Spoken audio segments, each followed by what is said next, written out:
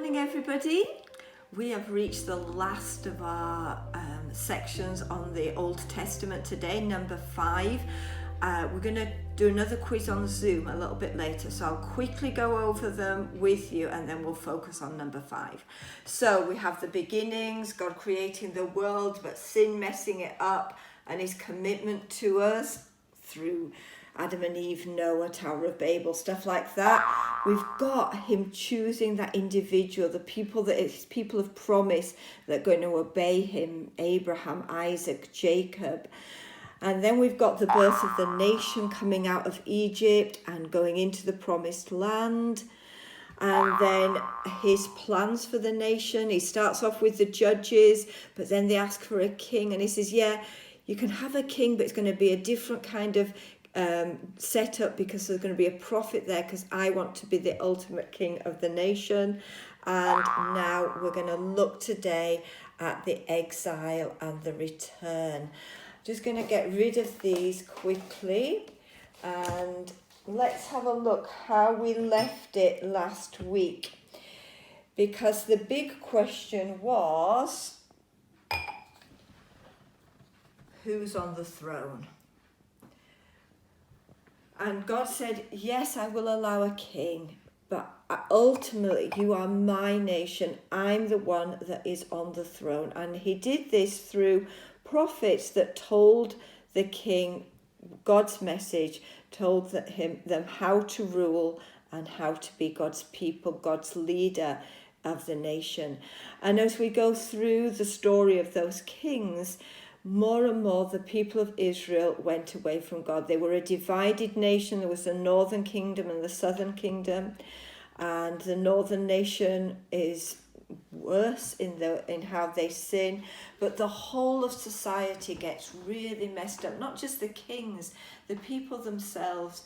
Then they're not being fair to poor people, to widows. There's no justice in the nation. They're worshipping other idols. Nobody is happy. Nobody's ever happy when there's sin. And God gives warning after warning through the prophets, and the people take no notice until there comes a time when God takes them away into the Babylonians come and take even the southern kingdom away. The northern kingdom's already gone. And this section of the Bible is their time away from Israel. God takes them away. He keeps them safe through 70 years, and then he brings them back through Ezra and Nehemiah.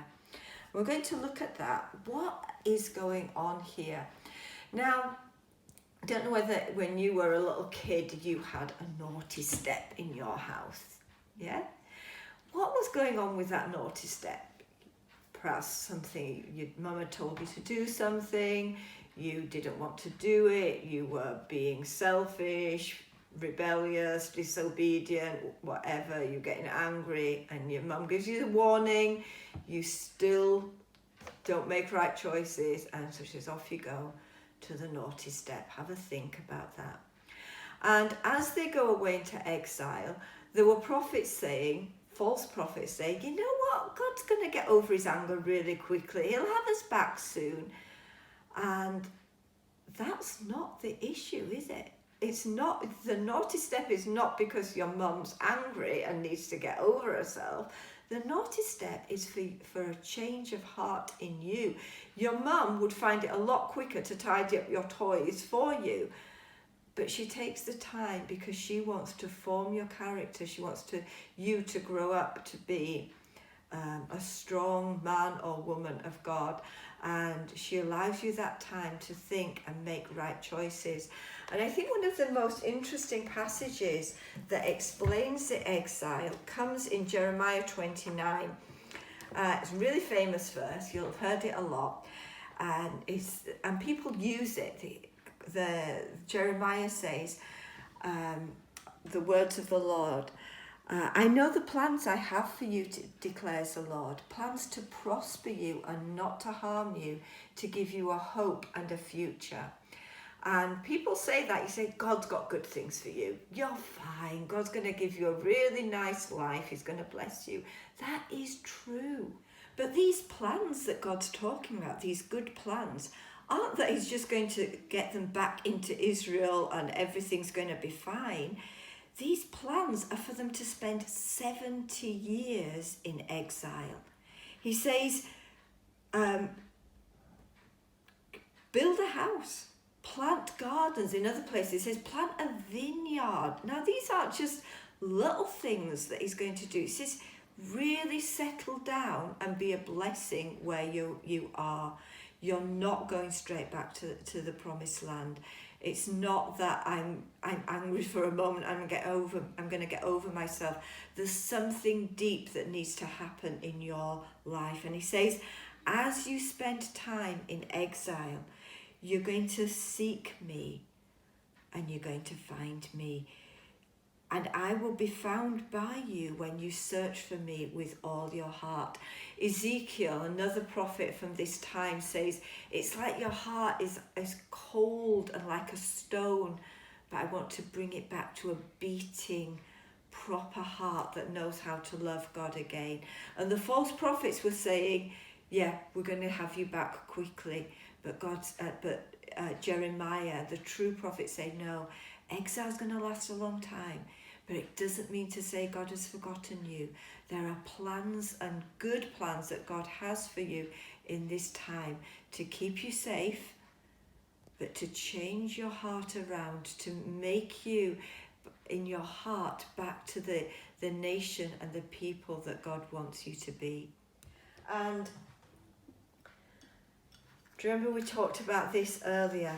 God has created us not just to have a good life ourselves, but to be a light in a really dark place. And Abraham and Isaac were there to be a light. The nation of Israel was meant to be a light to the nations around them. And unfortunately, through their disobedience, it's not that the light went out, but their sin was so dark that nobody could see the light. And God wanted to get them back to that place where they could be a light to the people around them.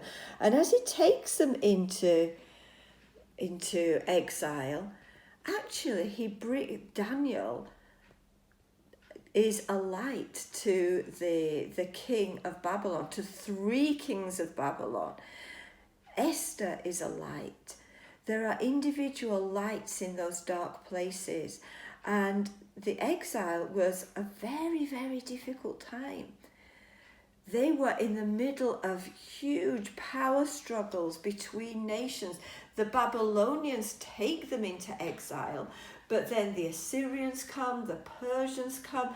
We start the exile with Daniel in Babylon. We end it with Esther in Persia, married to the Persian king, who is going to be defeated by the Greeks. Times of tremendous difficulty, and the whole thing that these big empires were trying to do was to destroy all the people that they're taking over.